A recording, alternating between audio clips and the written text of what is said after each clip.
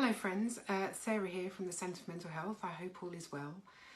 This week I'm going to talk about perinatal mental health, and the reason why is because I've been inspired by Adele, who came out in support this week of her best friend Laura, who published a blog about her experience of postpartum psychosis. The blog is hard-hitting.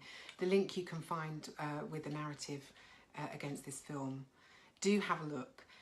There are moments when it's moving, when it's frightening as she talks about the symptoms, but ultimately it's hopeful. And it's hopeful because Laura talks about her recovery journey. She talks about the challenges. She talks about the fact that her recovery isn't linear and that she has to work at it. Nonetheless, it offers a story of hope, of what can be possible despite the most difficult of circumstances. I think it's still really important that these stories are in the public domain. Whilst I think we've made huge strides in talking about mental health and mental illness more broadly, perinatal mental health, I think, remains one of the last taboos. There are many reasons for that, I know. I am one of the 1 in 10 women who experience postnatal depression after the birth of my first child. And despite having worked in mental health for a very long time up until that point, I was still terrified.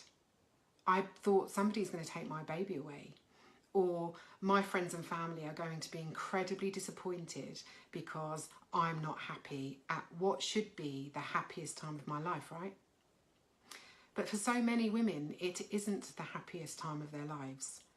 So for that 1 in 10 woman who experiences postnatal depression, or that 1 in 1,000 woman who experiences postpartum psychosis, the pain is real. Asking for help is terrifying. Up until now, we also know that getting help is a bit of a postcode lottery. I was one of the lucky ones, but for so many, getting expert specialist help can be so very difficult. We do know that NHS England have invested £360+ million to ensure UK-wide coverage by 2021. That feels like a long way away, but we hope that we will see progress much sooner than that. We also know that there are huge numbers of peer support groups all around the country. Your local Mind may run a peer support group for women. Your local National Childbirth Trust may also run a support group.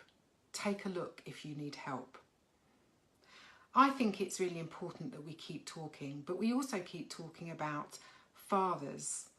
I know that for many fathers, after the birth of their children, they also suffer. And we have a couple of blogs on our site by 2 men who've talked about their experience after their children were born. Do take a look at those too. So I guess we still need to talk about perinatal mental health. We still need to talk about how we can make sure that women can ask for help at the right time. We need to have conversations in the playground, at the mother and toddler groups, at nurseries. We have to make sure that women know that accessing help doesn't mean that your baby will be taken away. It doesn't mean that people will look upon you and frown. It's really important that you know that it's common, that actually there are many other women out there, and that recovery is possible. There are many sites out there that offer some great information about what's involved. Do take a look.